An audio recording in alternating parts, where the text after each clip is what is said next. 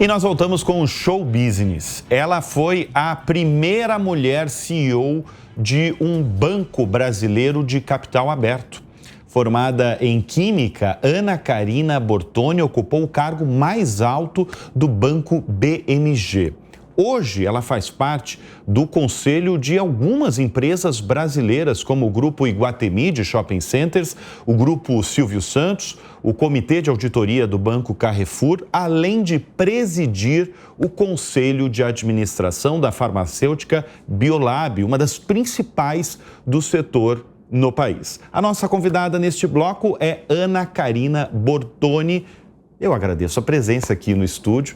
Ana, vendo o seu currículo que eu acabo de ler, né? Tantas empresas, tantas companhias, como é que é lidar com empresas tão distintas, em setores tão diferentes? Porque a gente está falando do setor farmacêutico, a gente está falando de mídia com o Grupo Silvio Santos, a gente está falando de shopping center. Como é que é lidar com tanto negócio diferente ao mesmo tempo?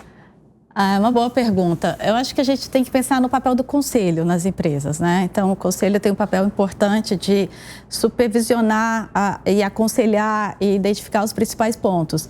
E o conselho tem que pensar em estratégia, tem que apoiar em riscos, compliance, pessoas, principais temas de pessoas. E é um colegiado. O conselho sempre é um colegiado, não é uma discussão, uma pessoa sozinha fazendo isso. Então, eu trago conhecimento, vou contar um pouco da minha história aqui, mas na minha carreira acho que me moldou para atuar em diferentes setores, mas trazendo muito a parte de gestão da organização, governança, como olhar o negócio como um todo. Então, a minha trajetória trouxe a isso, né? E é muito bom você trabalhar em diferentes setores, isso é muito, tem um lado bom aí. Também traz muita coisa de, você enxerga de um setor que impacta o outro, e ideias, né? Quando a gente pensa em Dá para compartilhar isso, claro, setor por setor. Se você está pensando em risco, assim, muitos elementos de risco são comuns a todos os setores. Tem as suas especificidades de cada negócio, mas tem muita coisa comum. Você está pensando em tecnologia? Tem muita coisa comum. Você está pensando em gestão de pessoas? Tem muita coisa comum. Está pensando em como orquestrar e pensar numa estratégia? Tem muita coisa comum. Imagina um CEO de uma holding. A holding com vários negócios diferentes. Também lida com esse tipo de coisa, né? Então, isso é mais comum do que você pensa. Não, porque quando a gente vê a quantidade de setor, de empresa, né, no seu caso, e no caso que você deu como exemplo mesmo de uma holding, né, que faz vários negócios aqui no Show Business, inclusive, a gente já recebeu presidentes de holdings que lidam também com vários negócios. Mas eu fico imaginando, porque tem tanta gente que está numa companhia, às vezes reclama do trabalho, do excesso de trabalho, eu fico imaginando uma figura como você, que lida com os mais variados negócios, mas está falando que mais do que possível é até, de certa forma, prazeroso de fazer, né? Porque tem muitas similaridades, né? É saudável, tem muita sinergia, tem aprendizados que você pode identificar e levar para diferentes empresas, além de não ter o risco de concorrência e tudo isso. E você citou um ponto que faz toda a diferença, que é gestão de pessoas, isso, né? Todas essas empresas que eu falei aqui, que a Ana faz parte do conselho, inclusive preside o conselho, elas lidam com pessoas, centenas, milhares de pessoas, né? Exatamente, todas têm. Qual que é a preocupação hoje de um líder? Assim, você que está lidando ali no front com tantos CEOs. Aliás, eu até lembrei de uma conversa antiga, uma conversa que a gente já teve, Ana. E eu achei muito legal que você falou que você gosta de ouvir o líder, ouvir o CEO. Às vezes, mais do que falar, é ficar ouvindo essas figuras que comandam empresas com milhares de profissionais. Ultimamente, o que você mais tem escutado dos líderes brasileiros? Acho que tem um tema importante quando a gente fala ESG, mas vai muito além disso, tá? Eu acho que é muito importante você pensar na sustentabilidade do negócio. Como é que o negócio é sustentável? E para ser sustentável, tem que ter resultado financeiro sustentável, visão de curto, médio e longo prazo. Para ser sustentável, você não pode olhar só para o seu negócio, você tem que olhar o que está acontecendo ao redor. Para ser sustentável, você tem que pensar como é que você lida com seus colaboradores, como é que você cria um ambiente com propósito. Então, a sustentabilidade do negócio é um tema muito importante que tem sido muito discutido. Vai além das 3 letrinhas, mas vai exatamente... O ESG, né? Vai além das 3 letrinhas do ESG, mas a sustentabilidade do negócio como um todo. E você não ficar só em si mesmado, né? É importante você olhar o que está acontecendo. O mundo está mudando muito rápido. Então, daqui a pouco a gente vai falar de outras coisas, mas assim, você não pode pensar no seu negócio como um ente isolado, né? Uhum. Então, a visão de ecossistema está cada vez mais forte. Como é que você trabalha com parceiros? O que está acontecendo com os demais? O que está acontecendo com seus concorrentes? O que está acontecendo com o mercado? Como que o mercado vai impactar o seu negócio? E o que está acontecendo? Qual é o seu impacto social?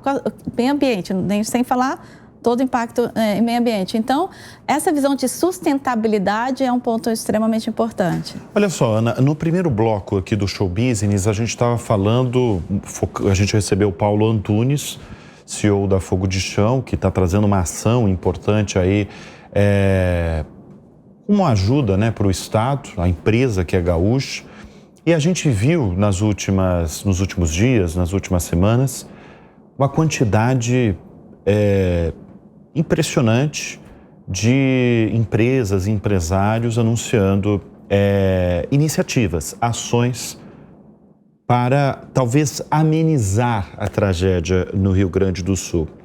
Você que está no outro lado, né? Você que está sentado em vários conselhos de administração, como é que as empresas elas têm ajudado e qual que é o papel delas em casos...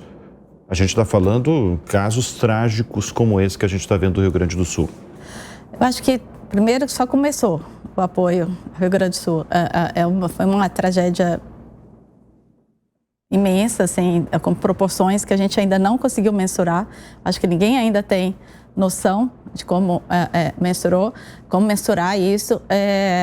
Eu vejo a sociedade se organizando rapidamente para apoiar. Vai ter que ser uma coisa público-privado, uma combinação disso. Não tem nenhum conselho que não fale sobre isso, que começou a reunião, ou reunião de conselho, ou chamou uma reunião extraordinária para falar, qual vai ser o nosso papel? Que todas as empresas se organizando nesse sentido. Primeiro, que tinha que fazer algo rápido. Mas vai ter toda a reconstrução. Tem muita coisa a ser feita. Então, a sociedade precisa, de fato, se organizar nesse sentido para apoiar a reconstrução. Aqui é o impacto forte, aquilo que eu falei. Você está pensando na sustentabilidade de uma empresa, né? O que é sustentável, a gente falou antes. Você não pode... Está acontecendo fora. Você não pode ficar aqui, né? Não pode ficar cego ali, né? Não pode ficar...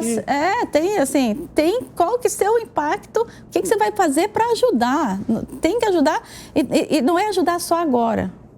É realmente pensar como ajudar na reconstrução, o apoio às empresas que estão ali, o apoio às pessoas, às famílias. Sempre assim, um trabalho importantíssimo a ser feito. Ana, eu queria falar um pouquinho não da sua carreira, mas que faz parte da sua carreira. Eu queria falar da sua formação. Uhum. Você se formou em Química. Sim. Por que você escolheu o curso de Química? A gente escolhe o curso muito cedo na vida, né? Eu tenho uma filha mais nova de 16, ela está nesse momento aí de reflexão. Então, Ela quer ser conselheira como a mãe? Não, Presidente de banco? Ela quer fazer biotecnologia. Biotecnologia? Então, voltou lá às origens de Química. Quer fazer biotecnologia, que eu acho ótimo, que eu acho que a gente precisa bastante disso. Mas, então, quando eu era jovem, sempre fui muito curiosa. Eu acho que o que me move, você perguntar o que te move a fazer o que você faz, tudo que eu fiz até hoje, uma das coisas que mais me levou foi o aprendizado. Como eu aprendo com as pessoas, aprendo o negócio, talvez até por isso que eu gosto de diversidade de negócios. Então, eu sempre fui muito curiosa e eu queria entender mais. Na verdade, quando eu era adolescente, eu queria trabalhar na NASA. É mesmo? Você queria ser astronauta? Não necessariamente ser astronauta, mas trabalhar na NASA na parte de pesquisa. Olha só. Aí na época eu fiz vestibular para Química, a época que eu escolhi o que eu ia fazer vestibular, eu tinha 16 anos. É muito cedo, né?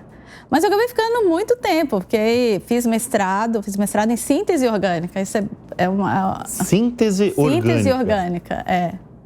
O que você isso? Quando você pensa nos remédios, por exemplo, você tem moléculas separadas que precisam virar uma molécula só. Sim. Então, como é que você faz a síntese dessas moléculas? Ah, entendi.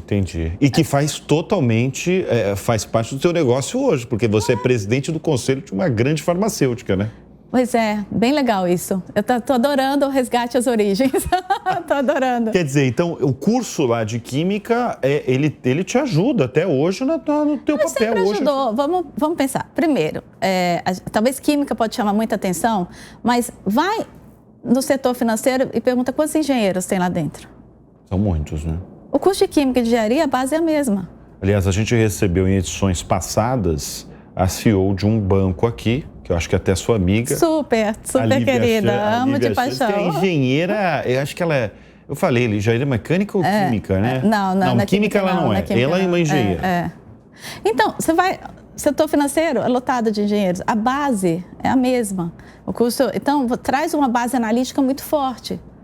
E aí, com isso, você consegue... Depois, quando eu mudei de carreira, que eu fui para consultoria estratégica, você traz toda essa bagagem analítica. Como é que foi trabalhar num banco como presidente, Ana? Como CEO de um banco, né? Eu acho que eu tenho que contar um pouco a minha história, né? Que talvez ajude, né? Eu depois que eu estudei Química, fiz síntese orgânica, tudo isso, eu migrei para a consultoria de alta gestão. Fiquei lá mais ou menos 18 anos. Então, grande parte da minha carreira foi lá. Exatamente por ter um background analítico, eu acabei caindo forte na prática de finanças. Então, eu apoiei como consultor, ao longo de 18 anos, muitas transformações em banco, no setor financeiro. Então, eu trabalhei bastante nisso. Mas, eu também... trabalhei dentro da consultoria, eu me apaixonei por esse tema de governança familiar, family business, transformação. Então, eu atuei em diferentes setores, em governança, em gestão de pessoas, em todo o tema organizacional. Então, só para ficar claro, por 18 anos foi setor financeiro, tudo, e toda essa parte de gestão, diferentes setores, principalmente muita coisa em family business. Então, isso trouxe essa bagagem que precisava para uma transformação. Quando eu saí da consultoria, eu fui ser presidente do conselho do Banco BMG. Fiquei presidente do conselho por 9 meses, mas estava bastante atuante. E, na época, os acionistas, então, me convidaram para liderar uma transformação no banco, onde eu fiquei por 3 anos. Como foi? Acho que muito aprendizado que eu tive na consultoria. Antes, eu era o lado que apoiava, né? Então, assim, eu apoiei muita transformação em empresas como consultor, como sócio, puxando. Aí você sai do banco passageiro e senta no banco de motorista. Exatamente. Foi de um aprendizado absurdo, de um aprendizado, assim, muita coisa que você falava para os CEOs fazerem, você apoiava, Aí você estava com a caneta e estava sentada na cadeira, né? Então, você tem um papel importante numa transformação, você tem que definir trabalhar junto com o conselho, com a sua diretoria, qual que é a estratégia, saber comunicar essa estratégia, saber quais são as alavancas da transformação. Então, tem uma série de coisas que eu trabalhei muito como consultor e assumi a posição e fui executar. Você gosta desse título? A primeira mulher brasileira a ser CEO de um banco nacional de capital aberto? Acha que é importante esse título, hein? Eu já tive todos os sentimentos em relação a esse tema, porque no início eu não queria nem falar sobre isso, porque eu acho que meu foco era o banco e tocar o banco. Mas eu aprendi, e isso é muito importante, que primeiro, quando a gente olha hoje, saiu esses dias uma reportagem que tem 6% de mulheres CEO no mundo. No Brasil, eu não lembro o número, mas é 2,3%. Então, assim, é um absurdo. Não faz sentido a gente não ter uma equidade. Não faz sentido. Eu não acho que tem que ter mais ou menos homens ou mulheres, mas tem que ter uma equidade. Então, na hora que eu percebi também esse papel, além do meu papel ali, também tinha um papel de inspirar, de abrir portas, de estimular outras mulheres, eu comecei a gostar de falar mais sobre isso. Vamos falar do setor financeiro mesmo, que você ocupou a cadeira máxima de um banco brasileiro. Como é que está o interesse das mulheres no setor financeiro no Brasil? Olha, eu conheço muita mulher. Você deu um exemplo de uma super querida, né, a Lívia. Eu conheço... Presidente do CEO, atual CEO do Nubank, né? Exatamente. Que esteve aqui no Show Business. No Brasil. Então, eu conheço outras mulheres muito talentosas que eu não percebo ninguém falando, eu não quero pelo menos fazer parte do setor financeiro e não quero poder agregar valor e trazer o que eu tenho para a mesa, né? O que precisa é que você precisa criar ambientes mais inclusivos, ambientes em que realmente estimulem que as mulheres cresçam, né? Que tem muito viés ainda, tem muito viés. Tem isso que eu queria entender. Vamos vir para a realidade. Como é que as empresas brasileiras, elas estão lidando numa seleção, por exemplo? Tem ainda um receio entre... Eu acho que isso é pendular, na verdade, assim, que eu ouço, né? Então, assim, algumas empresas mais fortes, com ações afirmativas nesse sentido de, para qualquer vaga você tem que ter o mesmo número de currículos de homens e mulheres para poder identificar quem vai ficar naquela vaga, mas estimulando que a área que recrutamento identifique currículos tanto de homens quanto mulheres, quando você tem também, às vezes, empresas que vão muito para essas ações afirmativas e depois voltam. Então, ainda não Mas você acha que funciona, por exemplo, um RH de uma empresa abrir uma vaga e falar determinado? Isso pode ser para qualquer coisa, mas, por exemplo, essa vaga a gente só aceita currículo de mulheres. Você acha que isso é um... Eu não sei se você... É um caminho... Eu acho que não está tem... errado, ou não é uma solução? Eu acho que não tem um caminho. Você tem que fazer várias coisas. Se você não fizer várias coisas, você não vai mudar. Então, assim, não necessariamente você precisa falar que aquela vaga só pode ser preenchida por uma mulher, mas você pode falar que você tem que ter o mesmo número de currículos. Para preencher essa vaga, eu vou entrevistar 4 pessoas, tem que ser 2 homens e 2 mulheres. Você pode cair nessa direção. Você pode tem alguns treinamentos, exatamente pelo viés, tem alguns treinamentos específicos que ajudam as mulheres. Você pode promover esses treinamentos dentro da sua organização para ajudar as mulheres porque o viés não é só dos homens, tem das mulheres também. Então, você pode promover treinamentos desse tipo. Você pode identificar se na base da organização você procurar mais uma equidade maior. Então, você tem que olhar a sua empresa, você tem que olhar qual é a característica da sua empresa e saber o que você vai fazer de ações afirmativas nessa direção, se você acredita que diversidade e inclusão faz sentido. Agora, você nessa sua notável trajetória, você já enfrentou dificuldades por ser mulher?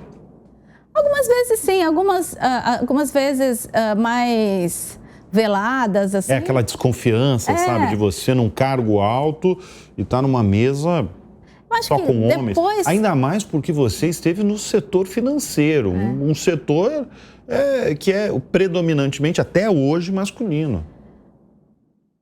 Olha, ao longo da minha carreira inteira, eu participei de centenas de reuniões que eu era a única mulher na sala. Então, você começa...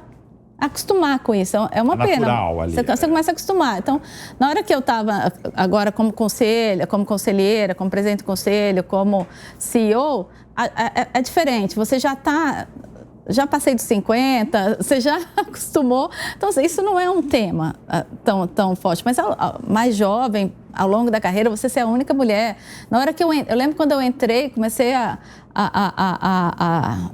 quando eu saí da academia, né, e fui para o mercado fui ser executiva, você olhava em volta, só tinha homem, né? Então, assim, isso é ruim, você ter... Eu lembro, na época, tinha uma sócia na McKinsey que muito querida, que ajudou bastante quando a gente chegou, mas logo depois ela saiu.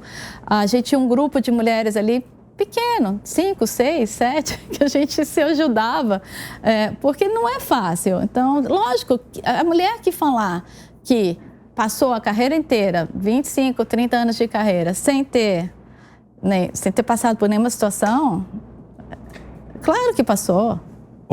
Ana, qual que é o seu perfil de gestora mesmo? Você gosta de delegar as funções, as tarefas? Você gosta de assumir para você, centralizar, de tomar as decisões? Qual que é o seu perfil? Eu gosto de trabalhar em colegiado, eu acho que é bom. Eu gosto de delegar, acho que é importante delegar, mas delegar está perto.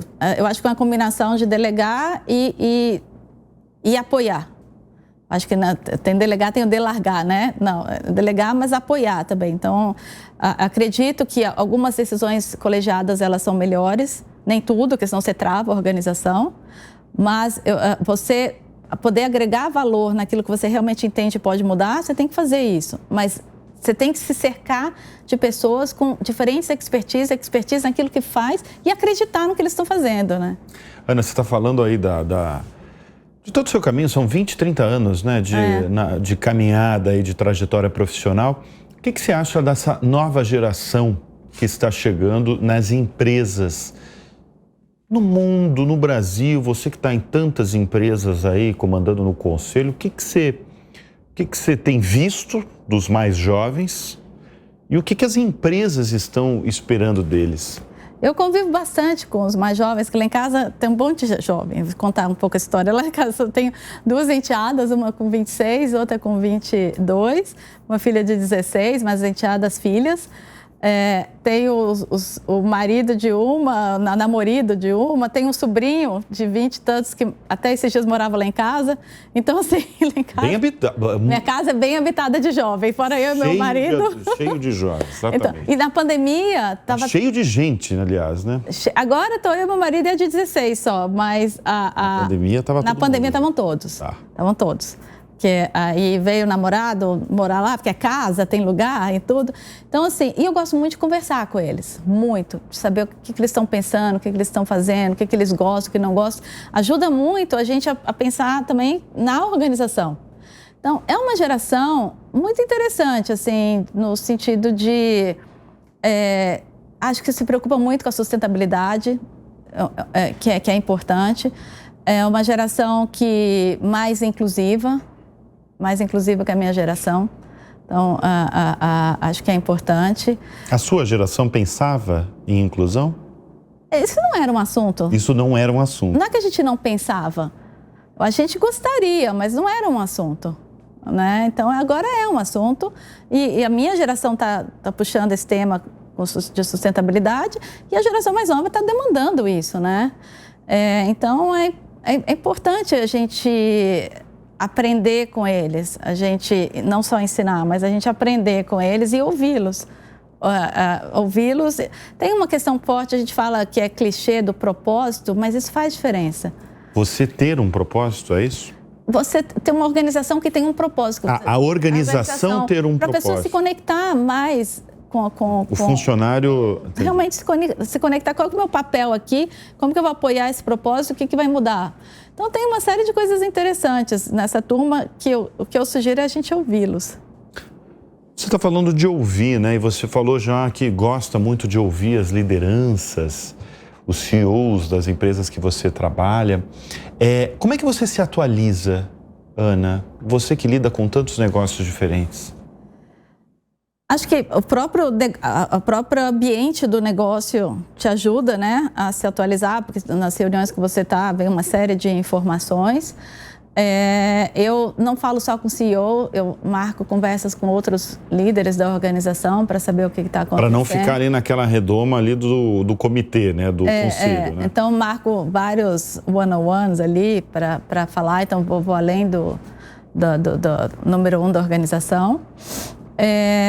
Eu acompanho algumas newsletters que eu gosto e fico puxando ali alguns temas. Converso converso muito com meu irmão. Eu gosto de falar com ele. Ele traz muito conhecimento interessante também. Mas ele é empresário? Ele é economista. Economista. Economista. Acho que muito lendo essas newsletters, mas eu acho que mais falando, conversando com as pessoas. Sempre, quase todo dia eu almoço com alguém. Então, é a hora que eu gosto de fazer mais networking, porque eu gosto também muito de família. Já deve ter reparado, né? Então, acho que café da manhã, jantar é meio da família, né? E almoço, é a pausa ali. Eu almoço network. Quase todo dia com alguém diferente. Pergunto, a gente tem boas conversas. Então, é assim que você vai se atualizando, né? Quem que é a sua referência na vida e no mundo dos negócios, Ana? Eu não tenho uma referência no mundo dos negócios. Você fez essa pergunta para mim já no passado.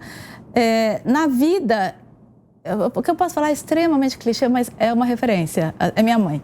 E vou falar por quê. Minha mãe ficou viúva, nova, ela criou a gente, somos 3, ela se atualizou, ela é pós-doc, ela é linguista, é uma super referência no que ela faz. Esses dias minha filha falou, mãe, a vovó aparece no Google muito mais que você. Eu falei, que ótimo, adoro que ela apareça mais. Assim.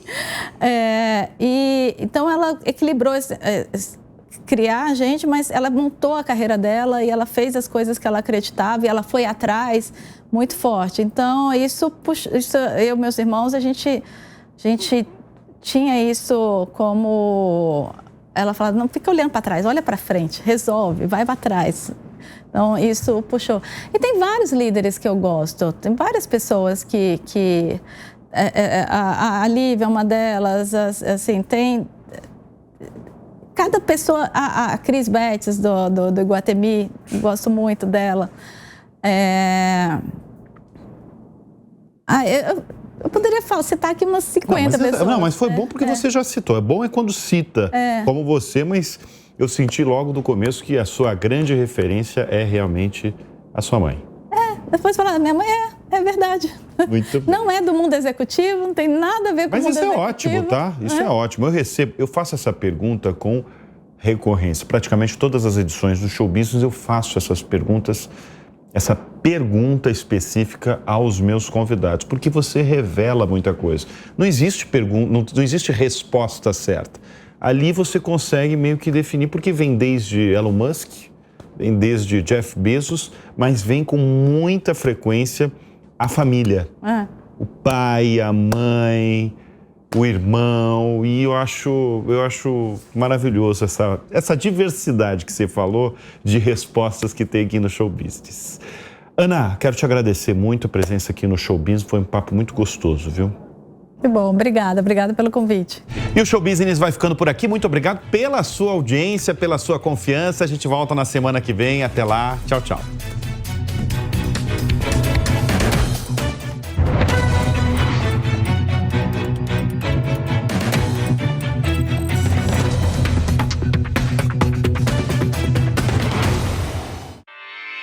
Realização Jovem Pan News.